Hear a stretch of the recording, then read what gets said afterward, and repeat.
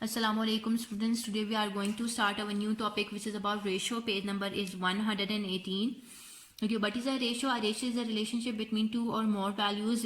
Ratio जो है basically relationship है between टू और मोर वैल्यूज. टू वैल्यूज भी हो सकती हैं और मोर देन टू वैल्यूज भी हो सकती हैं. ठीक है. Ratios are used in different ways in our daily life. Ratio को हम डिफरेंट वेज में यूज करते हैं अपनी डेली लाइफ में. ठीक है. For example in cooking we use ingredients in different ratios. For example हम जो भी कुकिंग कर रहे होते हैं तो हम जो भी इंग्रेडिएंट्स यूज कर रहे हैं उनको हम इन डिफरेंट रेशियोज यूज करते हैं. ठीक है.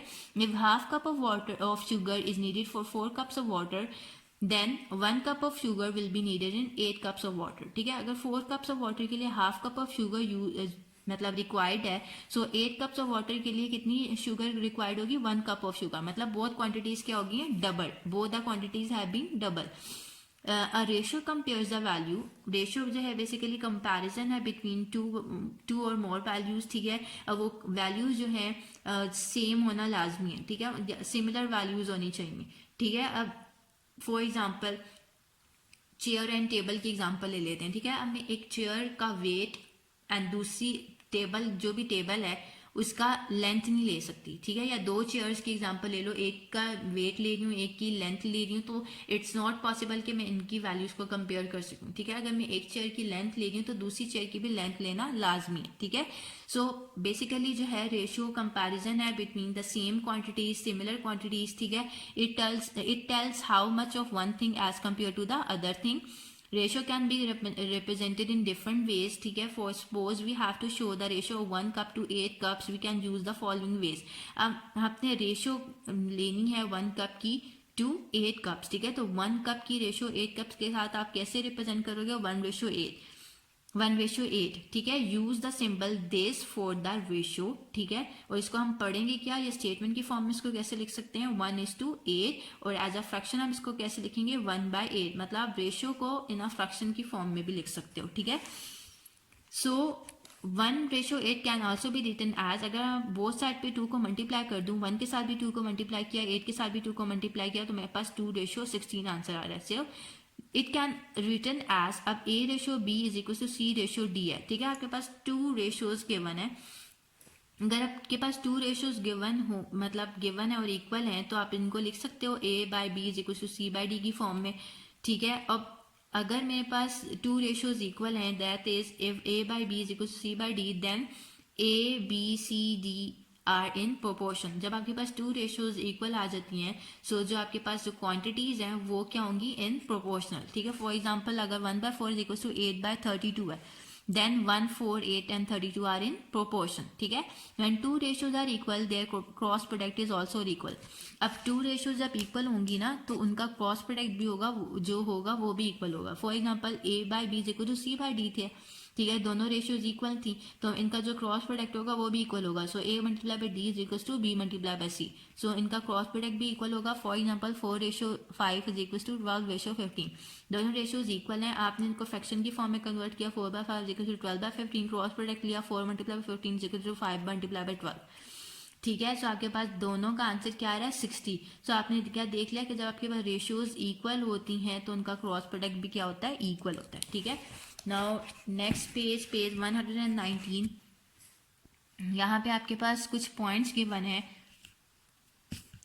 Ratio compares 2 quantities. रेशियो जो है बेसिकली रेशियो में आप लोग 2 क्वांटिटीज को भी कंपेयर कर सकते हो और मोर देन 2 क्वांटिटीज को भी कंपेयर कर सकते हो. सो रेशियो के थ्रू आप 2 क्वांटिटीज को या मोर देन 2 क्वांटिटीज को इजीली कंपेयर कर सकते हैं. ठीक है. अब second, a ratio has no unit. Ratio का कोई यूनिट नहीं होता. ठीक है. Third, ratios can be written as a fraction और यूजिंग अ सिंबल दिस. अब रेशियो को आप फ्रैक्शन की फॉर्म में भी लिख सकते हो और विद दिस सिंबल भी लिख सकते हो. ठीक है. Fourth, ratios must be written in the lowest form. अब रेशियोज, आप जब भी रेशियोज आपके पास गिवन होंगे, आप उसको फ्रैक्शन में की फॉर्म में कन्वर्ट करोगे तो आपको उसको लोवेस्ट फॉर्म में भी कन्वर्ट करना होगा. ठीक है. अगर वो लोवेस्ट फॉर्म में कन्वर्ट हो सकते हैं तो आपको उसको लोवेस्ट फॉर्म में कन्वर्ट करना है. लोवेस्ट फॉर्म मतलब कि न्यूमरेटर एंड डिनोमिनेटर में जो हाईएस्ट फैक्टर क्या होगा वो 1 होना चाहिए. ठीक है. सो fifth is to find the ratio of 2 quantities, convert them to the same unit.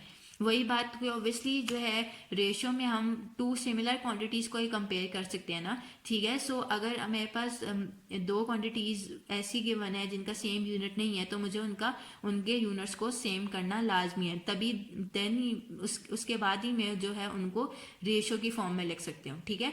सो जो अगर टू क्वांटिटीज़ गिवन है उनका सेम यूनिट नहीं है, तो आपको जो है उनका यूनिट को कन्वर्ट करना लाजमी हो जाएगा, क्योंकि अगर आप उसके यूनिट्स को कन्वर्ट नहीं करेंगे, उनके यूनिट्स को सेम नहीं करेंगे, तो आप उसको रेशियो की फॉर्म में नहीं लिख सकते।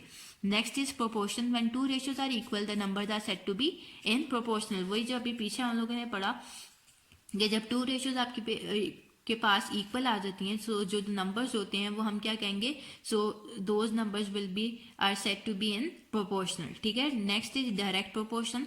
What is direct proportion? When one quantity increases as the other increases और one quantity decreases as the other decreases, the quantities are said to be in direct proportion. Okay बेटा, अगर आपके पास one quantity increase हो रही होगी तो उसके साथ अगर दूसरी क्वांटिटी भी इंक्रीज हो रही है, या अगर वन क्वांटिटी डिक्रीज हो रही है सो उसके साथ दूसरी क्वांटिटी भी डिक्रीज हो रही है, तो मैं क्या कहूँगी कि वो क्वांटिटीज किस में है, वो क्वांटिटीज जो है डायरेक्ट प्रोपोर्शनल में होंगी, ठीक है। For example, when the speed of a car increases it covers more distance in the same span of time. Okay, जब आपके पास जो कार है उसकी जब स्पीड आप इंक्रीज कर रहे हो तो आप ज़्यादा से ज़्यादा डिस्टेंस कवर करोगे ना, जो भी गिवन टाइम होगा आपके पास, ठीक है। सो बेसिकली जो आपकी स्पीड एंड डिस्टेंस में जो है डायरेक्ट प्रोपोर्शनल का मतलब रिलेशन है, ठीक है। इसी तरह you will have to pay more if you buy more items. अब जितनी भी आइटम्स खरीदोगे, कम खरीदोगे तो आपको कम पैसे पे करने पड़ेंगे, ज़्यादा खरीदोगे तो ज़्यादा पैसे पे करने पड़ेंगे। So basically cost and number of items में आपके पास डायरेक्ट प्रोपोर्शन का रिलेशन है, ठीक है। Next is inverse proportion. When one quantity increases and the other decreases, or one quantity decreases and the other increases, they are said to be in inversely proportional. अगर आपके पास एक quantity increase हो रही है and then उसके साथ दूसरी quantity decrease हो रही है, या फिर एक क्वांटिटी डिक्रीज हो रही है उसके साथ दूसरी क्वांटिटी इंक्रीज हो रही है, तो हम उन क्वांटिटीज को क्या कहेंगे कि वो किस में है, वो इन इनवर्सली प्रोपोर्शनल, मतलब they are said to be in inversely proportional. वो किस प्रोपोर्शनल में होंगी? इनवर्सली प्रोपोर्शनल में क्वांटिटीज होंगी, ठीक है। अब एग्जाम्पल्स क्या है? When the speed of a car decreases it will take more time to cover the same distance. Okay बेटा, जब अगर स्पीड ऑफ मतलब अब जो भी कार है उसकी स्पीड को आप डिक्रीज करोगे, उसके लिए आपको मोर टाइम रिक्वायर्ड होगा वो सेम डिस्टेंस को कवर करने के लिए। So basically speed and time में इनवर्सली प्रोपोर्शनल का रिलेशन है, ठीक है। स्पीड ज़्यादा होगी तो टाइम कम लगेगा, स्पीड का कम होगी तो टाइम ज़्यादा लगेगा। If more men are hired to complete a job, less time will be taken to complete it. Okay बेटा, जितने ज़्यादा बंदे होंगे उतना ही कम टाइम में वो काम कंप्लीट हो जाएगा, ठीक है। और जितने कम बंदे होंगे उतने ही ज़्यादा टाइम रिक्वायर्ड होगा उस काम को कंप्लीट करने में, ठीक है। अब नेक्स्ट हमारे पास एग्जांपल है, एक तो डायरेक्टली प्रोपोर्शनल से रिलेटेड है और एक इनवर्सली प्रोपोर्शनल से रिलेटेड है, ठीक है। First one is Anjum bought 14 pencils for rupees 35. How many pencils can she buy for rupees 55? अब number of pencils and cost के दरमियान ऑब्वियसली डायरेक्टली प्रोपोर्शनल है का रिलेशन है। नंबर ऑफ पेंसिल्स आप इंक्रीज करोगे तो उसकी कॉस्ट भी इंक्रीज हो जाएगी। सो दोनों का रिलेशन क्या है? डायरेक्टली प्रोपोर्शन का, ठीक है। So number of pencils bought for rupees 35 क्या गिवन है? 14 पेंसिल्स। सो ₹1 के लिए हमने number of pencil find out करनी है, तो 14 डिवाइडेड बाय 35 कर दिया। Then number of pencils bought for ₹55, उसके लिए आपने क्या करना है? 14 डिवाइडेड बाय 35 को मल्टीप्लाई बाय 55 किया तो आपके पास 22 पेंसिल्स आंसर आ गया, ठीक है। Next, 6 men can finish a job in 5 hours. How many hours will 10 men need to do the same job? अब number of man in time में आपको पता है इनवर्सली प्रोपोर्शन का रिलेशन है, ठीक है। सो सबसे पहले तो आपके पास गिवन क्या है? 6 men do a job in 5 hours, तो 1 man will do a job in। अब आपको ये याद रखना है कि जब डायरेक्टली प्रोपोर्शन होगा ना, तो आपने जैसा 1 यूनिट के लिए वैल्यू फाइंड आउट करनी थी तो आपने डिवाइड किया था, बट इनवर्सली प्रोपोर्शन में आप 1 यूनिट के लिए जब वैल्यू फाइंड आउट करोगे तो आप मल्टीप्लाई करोगे, ठीक है। तो 5 × 6 आपके पास 30 आवर्स आ रहा है। फिर जो भी रिक्वायर्ड नंबर ऑफ यूनिट्स है उसकी वैल्यू फाइंड आउट करने के लिए आपने मल्टीप्लाई किया था, ठीक है। बट अब इनवर्सली प्रोपोर्शन में आप मल्टीप्लाई नहीं करोगे, आप डिवाइड करोगे। सो 10 men will do the job in 30 को आपने डिवाइडेड बाय 10 किया तो आपके पास 3 hours आंसर आ गया। ऑलराइट,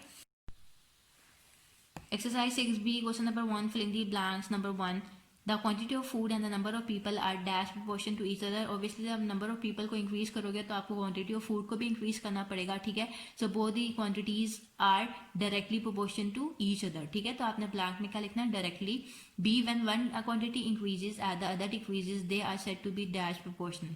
जब वन क्वांटिटी इंक्रीज हो रही है और उसके साथ दूसरी क्वांटिटी डिक्रीज हो रही है, so they are said to be inversely proportional, ठीक है. तो यहाँ आपने ब्लैंक में क्या लिखना है, inversely. C, 16:32 in the lowest form is. अब 16:32 को आपने लोवेस्ट फॉर्म में कन्वर्ट करना है तो सिंपली 16 डिवाइडेड बाय 32 किया, इसकी कैंसिलेशन हो सकती है. 4 4 16, 4 8 32, 4 1 4 एंड 4 2 8. सो 1/2 आपके पास आंसर आ रहा है जिसको हम रेशियो की फॉर्म में लिख सकते हैं 1/2. सो 1/2 इज द सिंपलेस्ट फॉर्म और the lowest form of this 16:32. Now D, one man can finish a job in 5 days, 5 men will finish the same job in dash days. Obviously number of men and days में जो है inversely proportion है, का relation है ना. सो आपने क्या करना होगा, सिंपली आपने 5 को डिवाइड करना है 5 पे, तो आपके पास 1 डे आंसर आ जाएगा.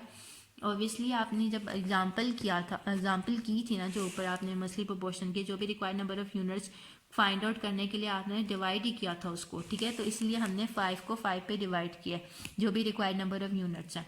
सो 5 डिवाइडेड बाय 5 इक्वल्स टू 1 आपके पास आंसर आ रहा है. सो 1 day is your answer. E, the reduce fractional form of 4:6 is. आपने 4 डिवाइडेड बाय 6 किया जिसकी फर्दर कैंसिलेशन हो सकती है. 2 2 4 2 3 6 is 2/3, ठीक है. So fractional form of 4:6 is 2/3, reduced fractional form. इसके आपने रिड्यूस्ड फॉर्म में कन्वर्ट करना है तो आपके पास आंसर आएगा 2/3. Now question number 2, state whether the following are true और false. Number 1, 6:21 is the same as 10:35. True. जब आप 6:21 को सिंपलेस्ट फॉर्म में कन्वर्ट करोगे, 3 2 6 3 7 21, 2/7 इक्वल टू 2:7 आ रहा है. एंड देन 10:35, 10/35 किया, 5 2 10, 5 7 35, 2/7 इक्वल टू 2:7. मतलब दोनों की सिंपलेस्ट फॉर्म आपके पास सेम आ रही है. So both these ratios are same, ठीक है. सो यहाँ पे आपने ट्रू लिख लिया. So it's a true statement. दोनों सेम रेशियोज ही होंगी ना ऑब्वियसली जब आप इनको सिंपलेस्ट फॉर्म में कन्वर्ट कर रहे हो. So both the ratios are equivalent. So it's true. B, the ratio of 9 bags to 30 bags is 3:10. अब ratio of 9 bags to 30 bags आप लोगों ने फाइंड आउट करना है. तो 9:30 लिख लिया. 9 divided by 30, 3 3 9, 3 10 30, 3/10 which is equal to 3:10. So 3:10 ही आपके पास आंसर गिवन था जो भी रेशियो थी.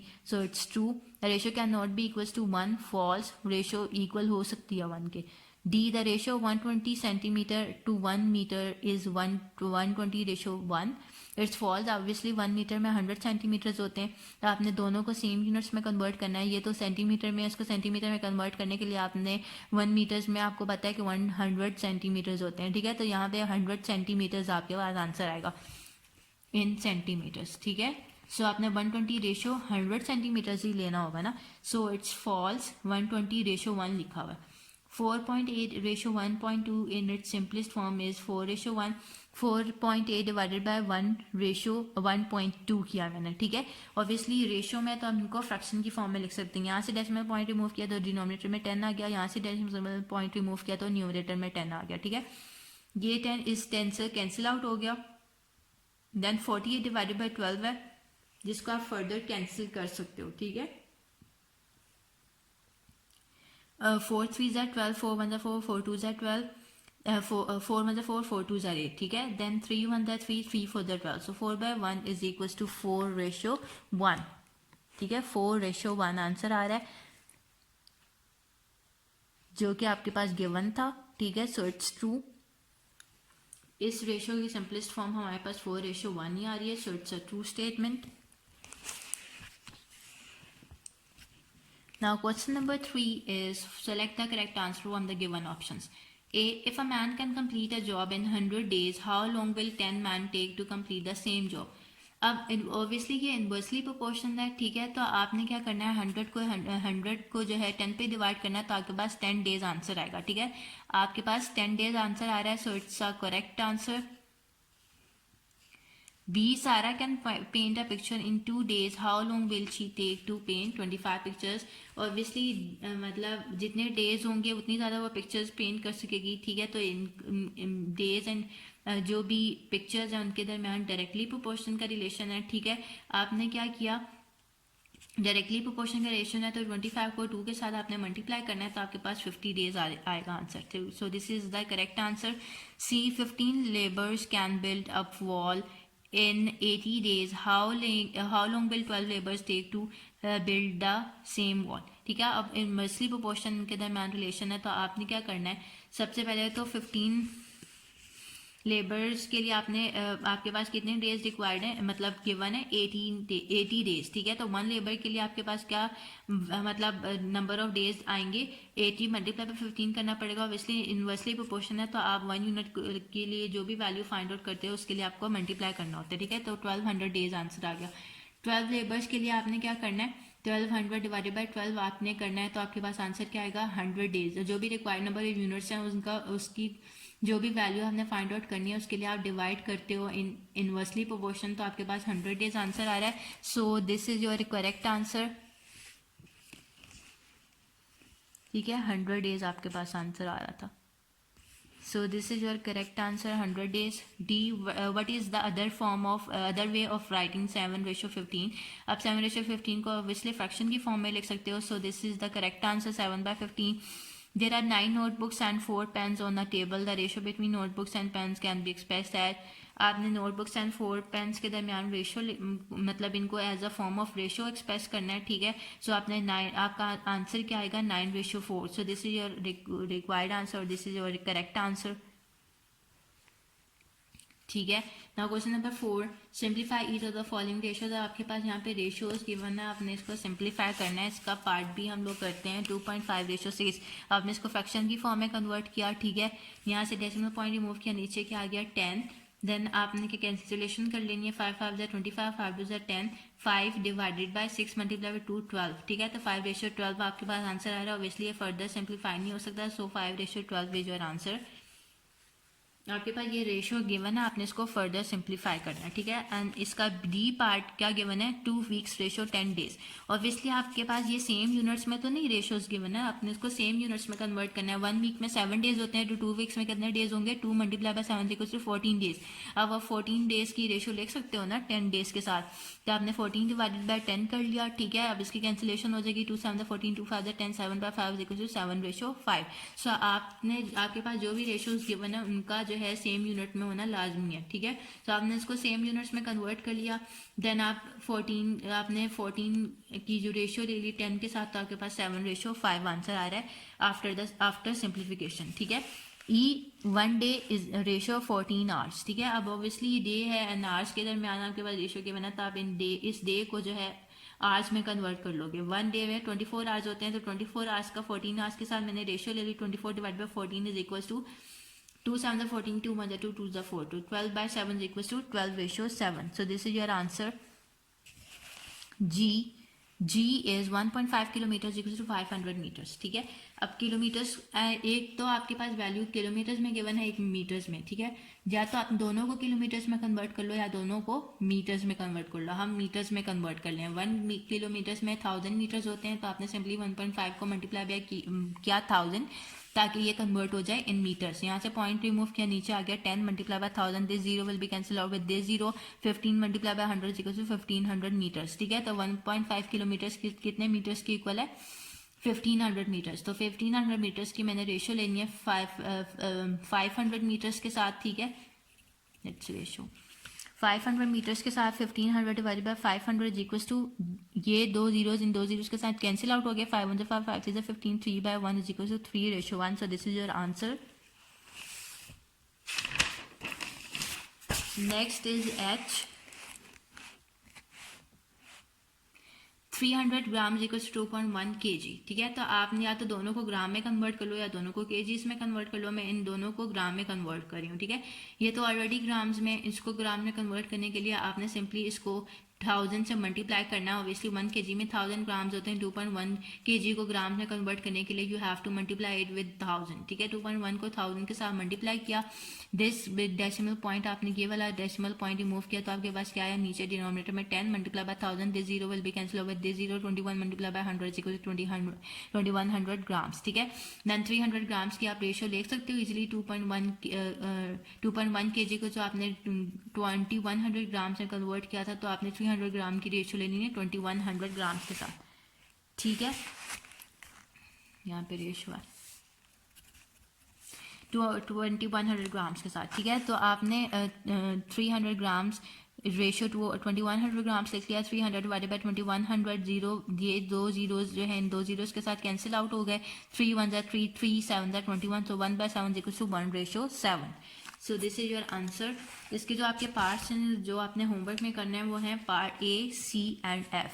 Part A, C and F है जो होमवर्क, बिल्कुल इसको आपने फ्रैक्शन की फॉर्म में कन्वर्ट करना है, उसके बाद सिंप्लीफाई करना है, जो भी आंसर आ रहा है आपने उसको आगे दोबारा रेशियो की फॉर्म में लिखना है, ठीक है। So part A, C and F is your homework. Okay students, so we are done with this exercise. Inshallah we will start our new chapter in the next session. Till then, Allah Hafiz.